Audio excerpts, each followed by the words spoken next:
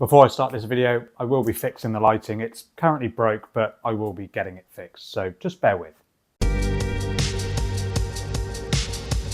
Motorola has built a solid reputation in the budget and mid-range smartphone segments, offering great value with its G series lineup. The Motorola G55, released at the end of 2024, continues this tradition, positioning itself as an affordable 5G smartphone. But with stiff competition from the likes of Xiaomi, Samsung and even other Motorola devices, how does the Motorola G55 stand out amongst those phones? In this review, I'll be taking a look at its features and performance to see if the G55 is really worth spending your money in 2025. So let's take a look.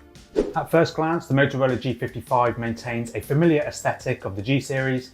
It sports a clean and simple design with a plastic back and rounded edges for a comfortable grip. The phone is available in multiple colours, catering to a range of personal preferences. And while the build is primarily plastic, it doesn't feel overly cheap thanks to this vegan leather finish. It resists fingerprints well and offers a premium touch. And despite the budget price, the Motorola G55 offers a water-repellent coating for a bit of added protection. And you've also got the fingerprint scanner embedded into the power button for secure unlocking. And you've also got 2D face unlock, which is less secure, but just adds a bit of flexibility when it comes to unlocking your phone. And if you are enjoying this video, a sub to the channel would be amazing. I've got plenty more unboxings, reviews, comparisons coming up on my channel in the budget segment. That's what I focus on. So if you really want to see more videos like that, drop a subscribe on the channel. I'd really appreciate it. Back to the video. As for the display, Motorola has equipped the G55 with a 6.5-inch Full HD Plus IPS LCD display with 120Hz refresh rate. While an OLED display would have been nice for deeper blacks and richer contrast, the LCD panel here is quite impressive for a budget device. Colours are vibrant, viewing angles are solid, and the high refresh rate makes scrolling and animations feel smooth and fluid. And outdoor visibility is decent, but under direct sunlight the screen could benefit from higher peak brightness. But still, for media consumption, casual gaming and everyday use, the display delivers an enjoyable experience, especially consider the phone's price point. And again, typical for a phone at this price, the bezels are pretty chunky all around the phone, especially on the chin. But again, at this price, it is to be expected. And under the hood, the Motorola G55 is powered by the Mediatek Dimensity 7025, a minor improvement over its predecessor. The chip, combined with 4 or 8 gigs of RAM, ensures smooth multitasking and a responsive UI experience. And Motorola's near-stock Android approach also helps to keep things snappy, as there is little bloatware bogging down on the performance. Although there are a few preloaded games on the device which you can quite easily uninstall, something that I did straight away, but other than that, the software experience is pretty clean. For general tasks like browsing, social media and media playback, the G55 handles everything pretty well. Light gaming is also enjoyable with casual titles running smoothly, while more demanding games like Call of Duty Mobile and Genshin Impact require lower graphic settings for a more stable frame rate. And with one of Motorola's strengths being its pretty clean stock Android experience, you do get Android 14 on the G55, but with a slightly older July 2024 security patch. Hopefully that will be updated soon. So overall, the software experience is pretty typical of a budget Motorola device. You get the usual gestures like the chop to do the flashlight, and you also get the twisting to open the camera, just a few features that you typically get on other Motorola devices. And Motorola promises 2 years of major software updates and then 3 years of security updates, which is okay. It's not as good as some of their newer budget phones, and it's not a patch on Samsung's budget phones, which can offer up to 5 or even 6 years of major Android updates. So that's just something to bear in mind. If you want a phone that's going to be supported for longer, the G55 may not be the best option for you.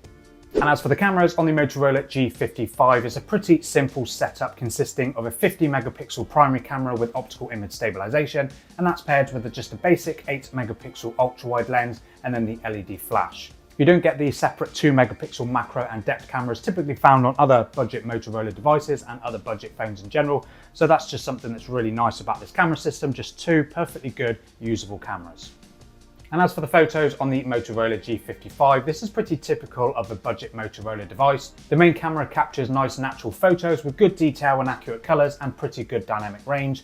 And thanks to the optical image stabilization, night photography has been improved over previous G series, reducing motion blur and improving clarity. And the ultra-wide camera again is useful. It is notable softness around the edges due to just being an 8 megapixel camera, but it's absolutely usable in daylight. And again, in lower light photos, it is going to struggle quite a lot compared to that main camera. And you also get a 16 megapixel selfie camera, which performs well in good lighting, although low light selfies do show some noise, but overall it's a pretty good camera for just a few selfies or some video calls. And as for video, the Motorola G55 tops out at just 1080p on all of the cameras. You don't get 4K video support on this phone, but 1080p video is just your typical budget quality video. Nothing to rave about, but it would be absolutely fine for those that just want a capable camera that can take some pretty decent snaps.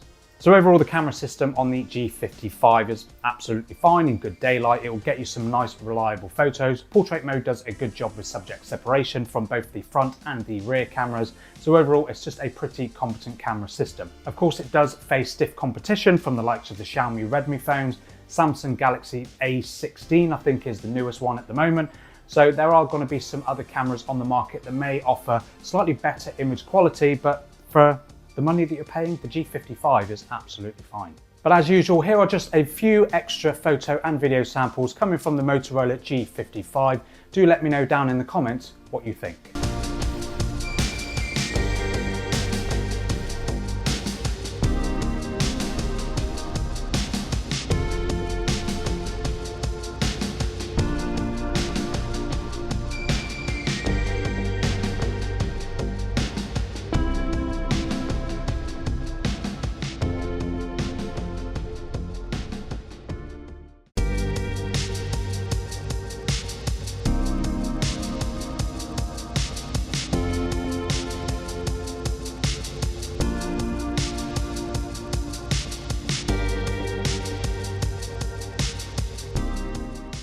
And as for the battery on the Motorola G55, you get the typical 5000 mAh battery, which you'll find on a plethora of other budget phones, which gives you all day battery life without any issues. And you do get support for 30-watt wired charging, which isn't the fastest. Of course, there are phones with 60, 80-watt charging, but 30 watts is absolutely fine and should get you charged up pretty quickly.